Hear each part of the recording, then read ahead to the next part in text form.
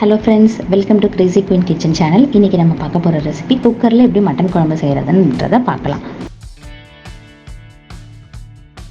First ஒரு 3/4 kilo mutton எடுத்துக்கிட்டேன். அதை நல்லா வாஷ் பண்ணி ஒரு 2 ஸ்பூன் இஞ்சி பூண்டு பேஸ்ட்டு, 1 ஸ்பூன் மஞ்சள் பொடி, உப்பு சேர்த்து ஒரு 3 to 4 விசில் விட்டு நான் தனியாக எடுத்து வச்சுக்கிட்டேன் அந்த வேக வச்ச மட்டனை.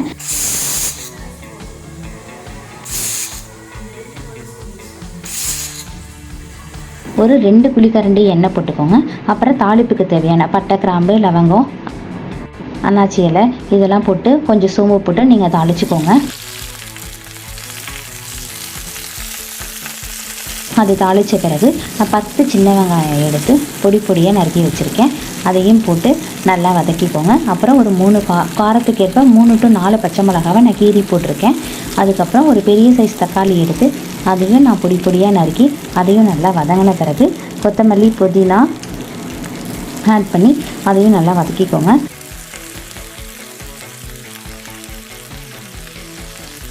அப்புறம் நல்லா வதங்கின பிறகு ஒரு 4 டேபிள் ஸ்பூன் இஞ்சி பூண்டு பேஸ்ட்டு போட்டு அதையும் நல்லா வதக்கிக்கோங்க.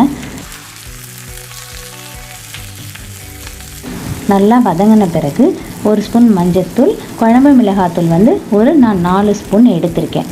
வேறு எதுவும் கரம் மசாலா எதுவும் நான் ஆட் பண்ணலை. வெறும் மஞ்சள்தூள், குழம்புத்தூள் மட்டும்தான் நான் எடுத்திருக்கேன். ஸோ 4 ஸ்பூன் உங்கள் வீட்டில் அரைச்ச குழம்புத்தூள் இருந்தால் அதையும் நீங்கள் ஆட் பண்ணிக்கோங்க. தேவைக்கான உப்பு சேர்த்து நல்லா அந்த கிரேவி எண்ணெய் பிரிஞ்சு வர வரைக்கும் சிம்மில் வச்சு நல்லா வதக்கிக்கோங்க. அப்புறம் நீங்கள் வேக வச்ச மட்டனை தனியாக எடுத்து வச்சதை எடுத்து இந்த கிரேவியில் ஆட் பண்ணி ஒரு கிளறி ஒரு 3 minutes நீங்கள் நல்லா கொதிக்க வைங்க.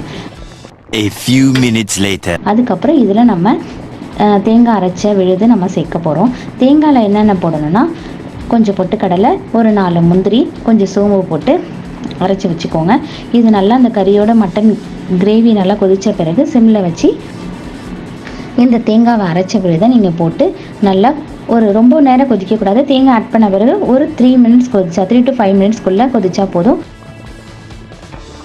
லோ ஃப்ளேமில் வச்சு குக்கரை மூடி வச்சுட்டு நீங்கள் ஒரு 5 minutes கழித்து ஓப்பன் பண்ணிங்கன்னா நல்லா கொதித்து சூப்பராக இருக்கும். நீங்கள் ட்ரை பண்ணுங்கள். குக்கரில் இந்த மாதிரி ஒரு மட்டன் குழம்பு ரெசிபியை நீங்கள் ட்ரை பண்ணுங்கள். கண்டிப்பாக சூப்பராக இருக்கும். பிடிச்சிருந்தா லைக் பண்ணுங்கள், ஷேர் பண்ணுங்கள், கமெண்ட் பண்ணுங்கள். மறக்காமல் பெல் பட்டன் கிளிக் பண்ணி ஆல்னு கொடுங்க.